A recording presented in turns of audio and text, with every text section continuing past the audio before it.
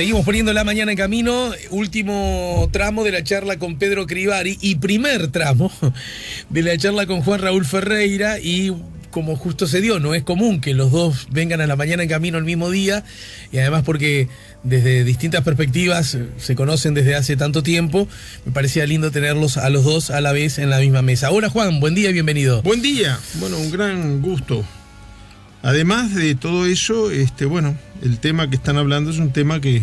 No, es que justamente no lo estábamos hablando porque la verdad que ni siquiera lo preví, pero me pareció buena idea porque con Pedro Crivari este asunto, Pedro seguramente lo tiene olvidado, pero el asunto de la discusión acerca de la posibilidad que los uruguayos que viven en el exterior puedan votar, es un tema que lo hablamos, yo diría, debe tener 20 años o más quizás, una referencia tuya que como ciudadano estabas preocupado, y yo también, ¿verdad?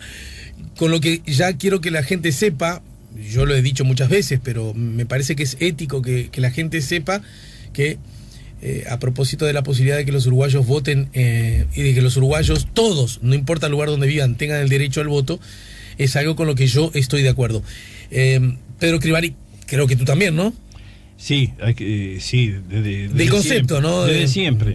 El problema es que se desnaturalizó. Y Juan, para que la gente sepa, y tú también, ¿verdad? Totalmente, yo creo que además es la consagración, es la reglamentación de un derecho ya consagrado en la Constitución. Bien, es interesante esto primero que decís, porque justamente ese es el argumento que se usa, y yo me pierdo en estos asuntos, porque además no gozo de tanto conocimiento, para oponerse, ¿no? Oposición marca que voto exterior es inconstitucional, así elige resumirlo hoy Diario del País en su título principal de tapa, porque en el Senado, solo con los votos del gobierno, ¿Puedo hacer un brevísimo comentario sobre esto? Porque no le quiero robar a Pedro, que estaba por empezar a decir algo. Pero hagámoslo en forma charlateada nomás, de charleta. Yo quiero decir esto porque este argumento de inconstitucionalidad, hay temas que es difícil saber si algo es constitucional o no. Porque es materia para expertos y yo no soy constitucionalista. Pero en este tema yo tengo la impresión, lo digo con toda franqueza, de que hay un truco, es decir, que los que dicen que es inconstitucional saben que es constitucional y marean, porque el artículo primero de la Constitución, bien breve, el artículo primero dice: la República Oriental del Uruguay es la organización política y social de todos los que habitan su territorio. Entonces te saquen ese argumento y dicen, bueno, está. Entonces los que están afuera no la integran. Pero ese primer artículo de la Constitución responde a una sección que se llama de la soberanía nacional. Pero la sección 3 de la Constitución habla, sin ser abogado, ¿cuál de las dos secciones se refiere a este tema? La sección 3 habla sobre de la ciudadanía y el derecho al voto. Yo creo que es ahí donde tenemos que leer, ¿no? Uh-huh. Y ahí yo, en lo particular, creo que es demasiado restrictiva la Constitución. Por ejemplo, se presume que el procesado es inocente hasta que no se demuestre lo culpable y se sentencie.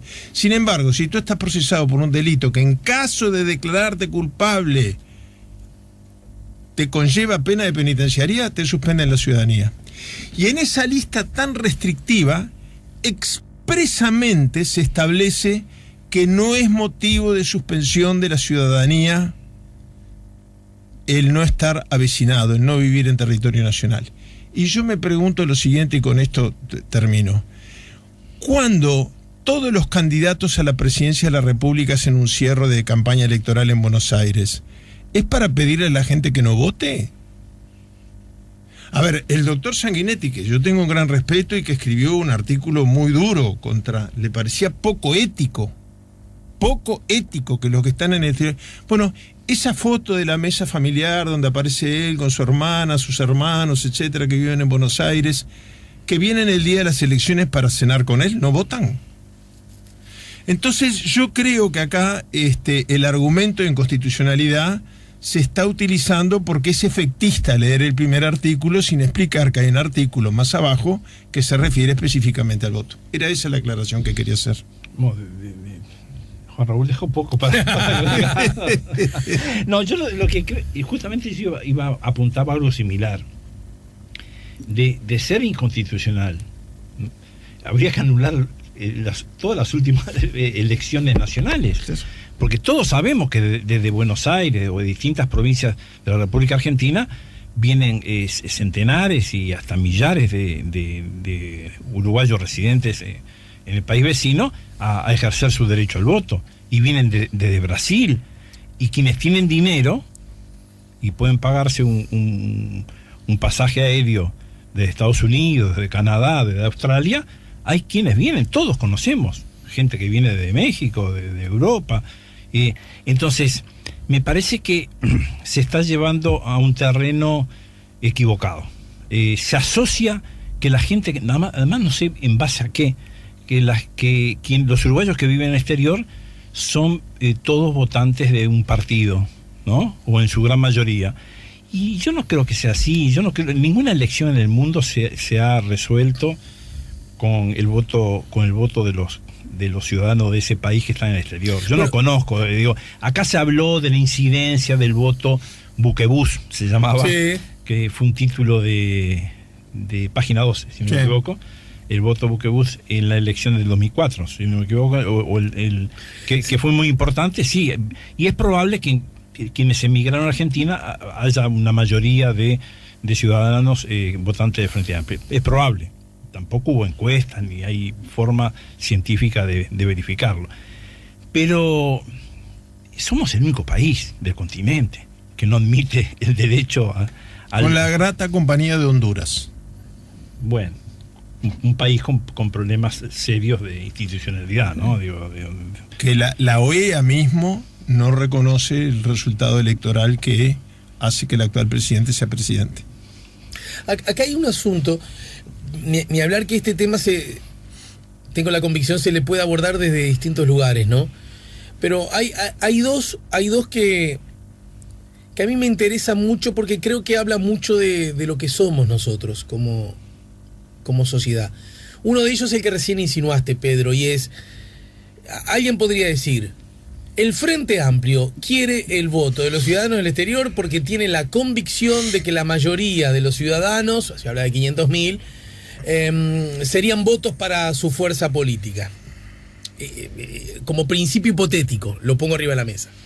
Y el otro es, la oposición, ¿no?, está en contra de eso porque tiene la convicción que la mayoría de los votos no va para ellos, iría para la izquierda, iría para el hoy partido de gobierno. A mí me parece que predomina estas convicciones en los actores políticos. Estoy hablando de los actores políticos, ¿no? En los actores políticos, y por lo tanto, una vez asumida esa hipótesis, cada uno dispara argumentos y lógicas para llevar agua a ese principio. ¿Se entiende lo que digo?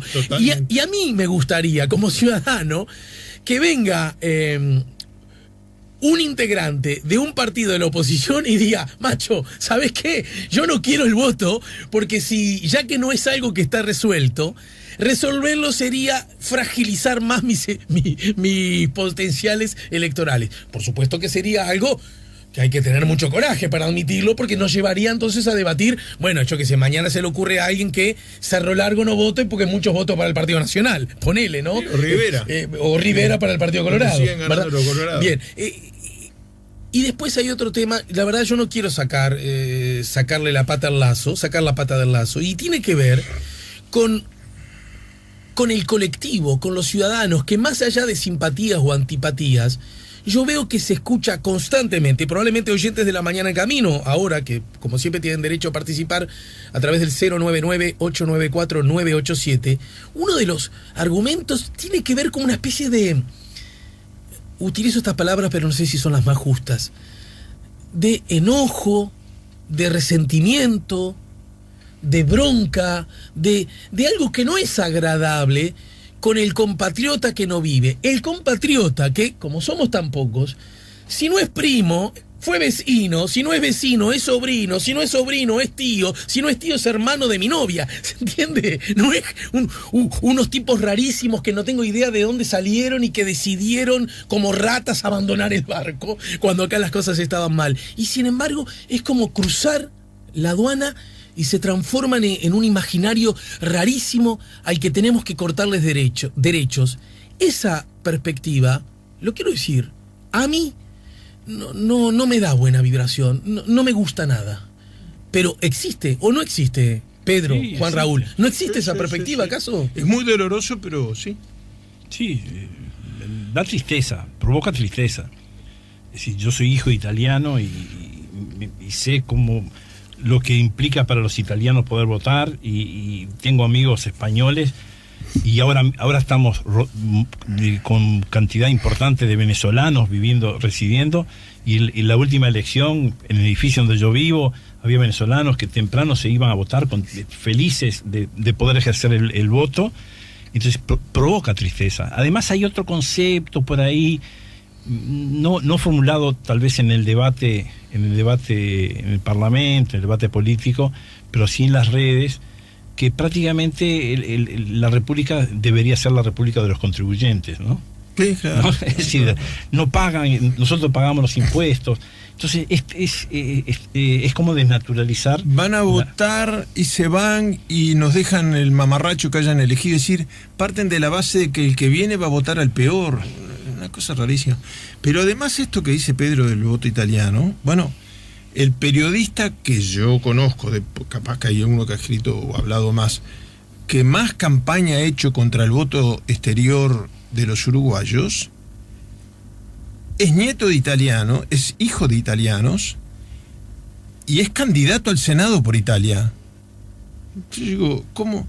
Entonces, está bien que él pueda ser candidato por la comunidad italiana, porque así dice la Constitución italiana, desde el exterior, y va y vota y hace campaña electoral, pero cuando se trata de sus compatriotas uruguayos, no. Cada crisis por desastres naturales que hemos recibido, las primeras ayudas llegan de los ciudadanos uruguayos en el exterior, en Australia, en España, en México. Pero existe eso que... Digo, ¿por qué los presidentes, cuando es una costumbre que se instaló con el retorno a la democracia, cuando viajan al exterior, lo primero que hacen es reunirse con la colonia de uruguayos? Y decirles, miren que ustedes son parte de nosotros. Pero después vienen al Uruguay y dicen, no, pero, guambia, cuando llegue el momento de votar, yo tengo mis dudas de quién sería beneficiado, porque si bien es cierto que las colonias organizadas son más proclives al frente que a los partidos históricos, también es cierto que las colonias organizadas son las que están en mejores condiciones de viajar. Que sí que no sé quién saldría beneficiado. Pero en todo caso, si supiera, reconocer un derecho o no en función de qué puede mejorar o empeorar mi resultado electoral me parece muy poco ético. Bien, estamos poniendo la mañana en camino, estamos en el 98.7. Ya volvemos con La Mañana en Camino. Antes, Juan Raúl, de despedirte, bueno, hay algo que ya ha tomado estado público y es que te vas a ver con Lula. Bueno, espero. Esto es una iniciativa muy interesante que ha tomado un conjunto de gente acá en el Uruguay, en virtud de que Lula suscribió convenios en materia gasífera que le dieron trabajo a muchas familias uruguayas y que en estos días el gobierno de Temer y Petrobras, violando los acuerdos que se habían logrado el año pasado, se nefregan, como dicen en italiano, ¿no?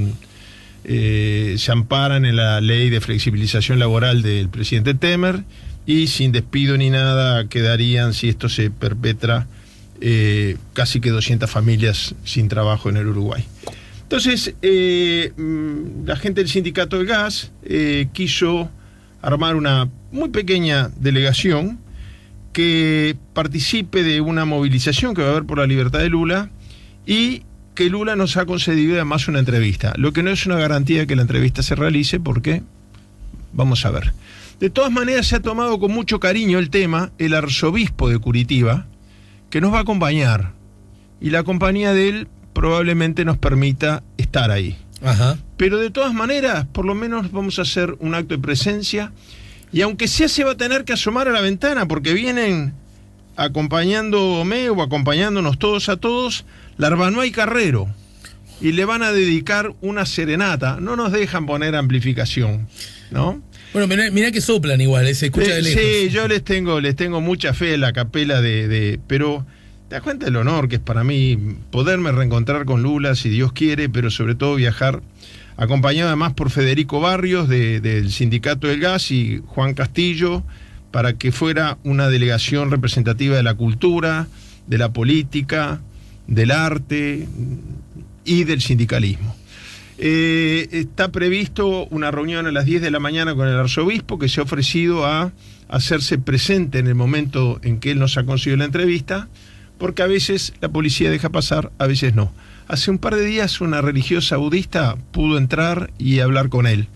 Yo tengo esperanza de que sí, pero creo que de todas maneras vale la pena estar ahí presentes, agradecerle por su esfuerzo, denunciar en forma internacional lo que significaría para el Uruguay que se sigan implementando estas películas de Temer. No es solo un tema de solidaridad con el Brasil, es con los trabajadores del gas y es con el Uruguay, al cual sin ningún motivo además el gobierno brasilero le ha iniciado una instancia de juicio de indemnización por $100.000 en materia gasífera. Si te parece bien, la semana que viene, a propósito de los ecos de, bueno, que tan bien o tan mal le fue. Y va a ser más interesante la semana que viene, porque vamos a tener la información de cómo salió. Bueno, muchas gracias, Juan Raúl, hasta la semana que viene. Bueno, y saludos a la Aronoa Carrero. Bueno, a mis amigos. Sí, que fue el Mario cumpleaños Eduardo. el otro día, me acuerdo que tú lo querías saludar. Sí, exacto.